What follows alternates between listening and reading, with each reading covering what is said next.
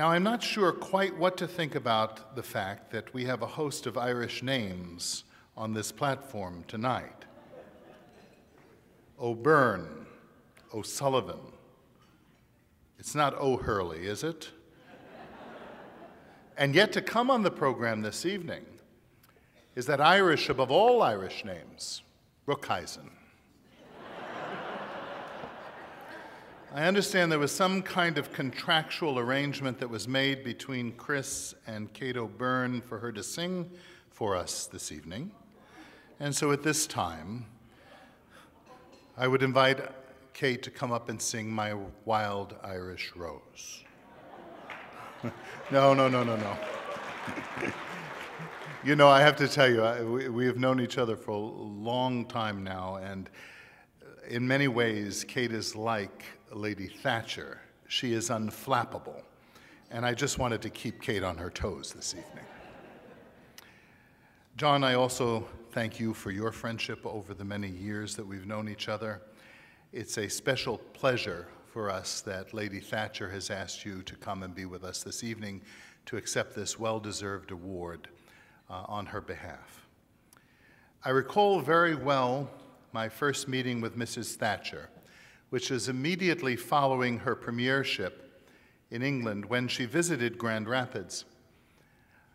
I was scheduled to give the invocation at a large dinner at which she was to speak, and so I was introduced to Mrs. Thatcher just in advance of the formal program. Now, when I was introduced to her as the president of what was then the newly founded Acton Institute. She immediately brightened up when she heard the name Acton, and to find that there was an American institution named after a British lord. Lord Acton, she said, nodding. And then she proceeded with, power tends to corrupt, and absolute power corrupts absolutely. Now, you must understand how intimidating this was for me.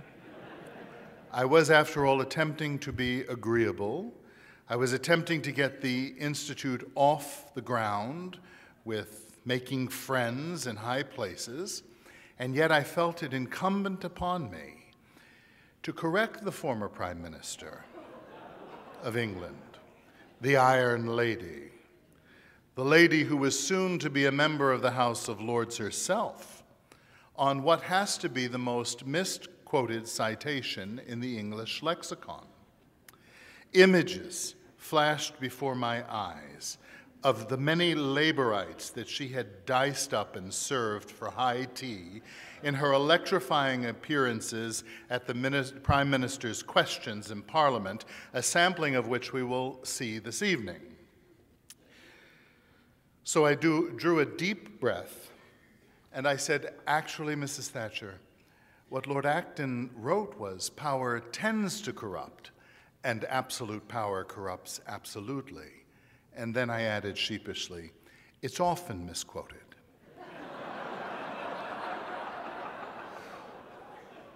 One of our hosts remained motionless and stunned for several seconds, and they no doubt were wondering how to move things along. But it was Mrs. Thatcher who broke the silence by looking at me with a tilted head, and if I'm not mistaken, a wink of the eye, and simply said, just so. Providence would have it that I would be a student at the University of London during the 1979-1980 academic year, which also happened to be Mrs. Thatcher's first months as Prime Minister. It was a turbulent time in England, in many ways not so different from our own situation in America today.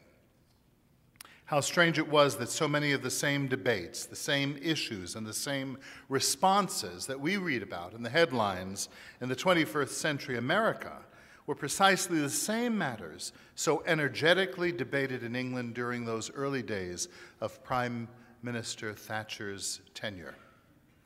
The very atmosphere of those gathered near Wall Street today, the very music, the fragrances, were those that I witnessed in London in 1979 and 1980.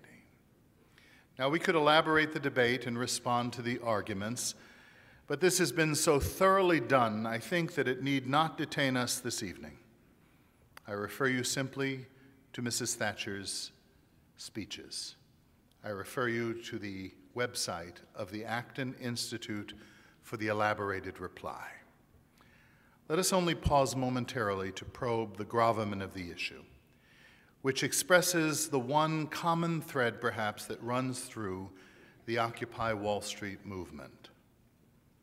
It is succinctly articulated, if the verb articulate might be applied here, in that ubiquitous sign that one sees at such demonstrations: eat the rich.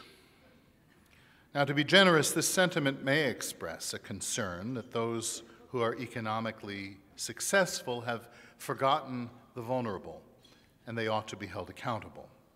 Or it may express the sentiment that Wall Street has, in effect, bought the favor of politicians for their own benefit, twisting the free market into an insider's game that is neither free nor fair nor virtuous. If this is what that expression really meant, we might say, with a tilt of the head and a wink of the eye, just so.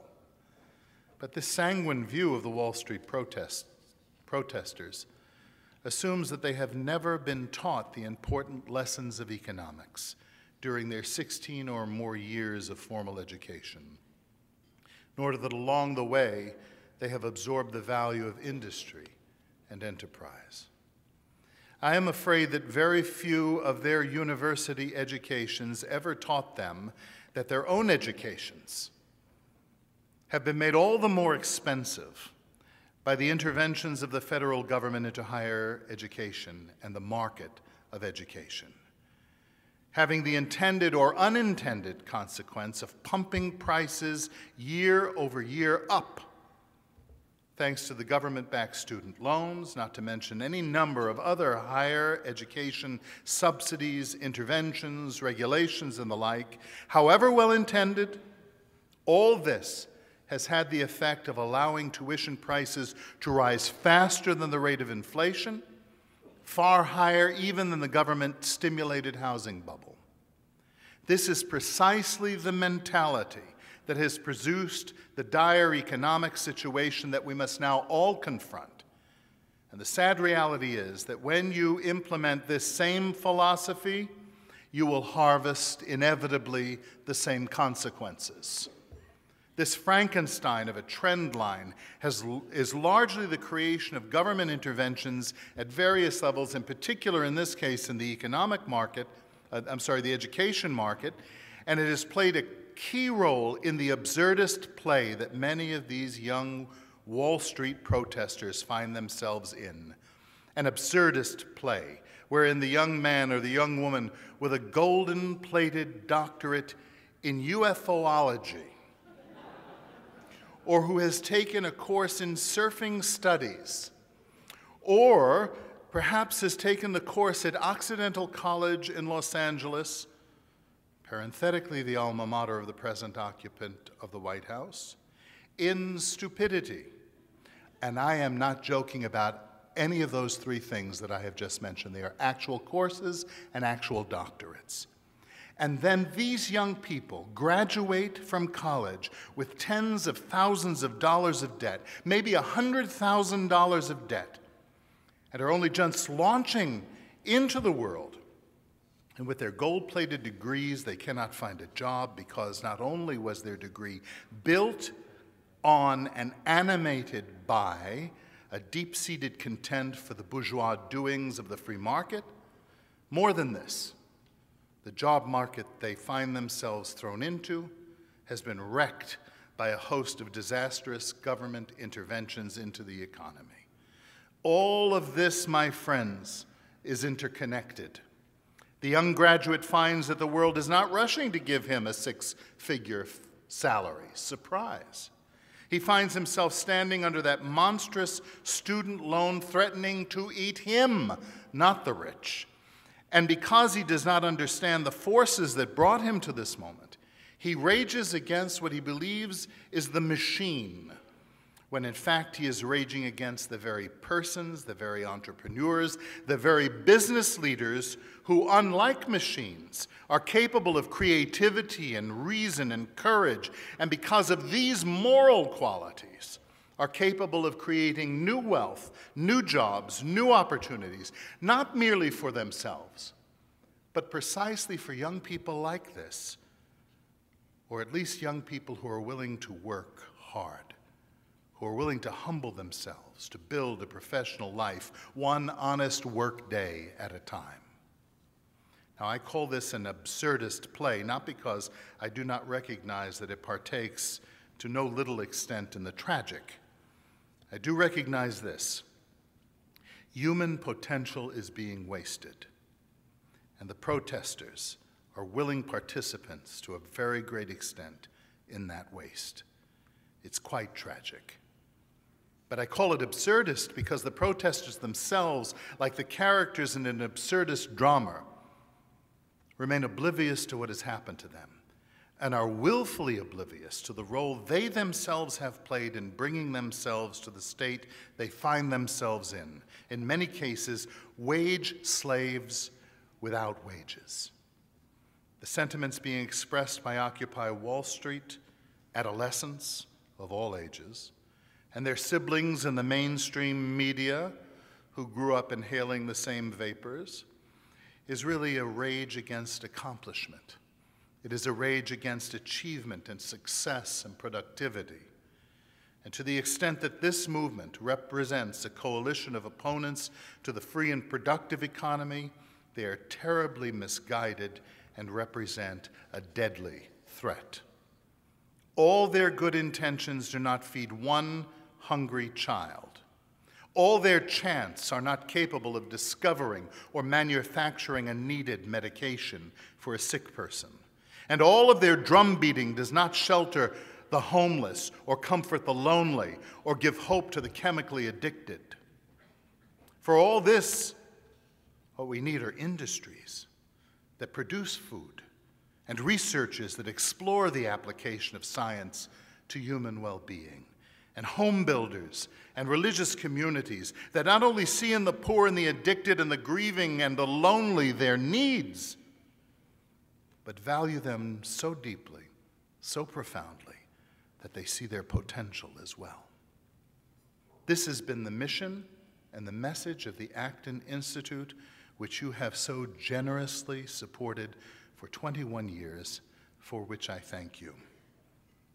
After all, it was Lady Thatcher who wisely observed once, "No one would remember the Good Samaritan if he'd only had good intentions."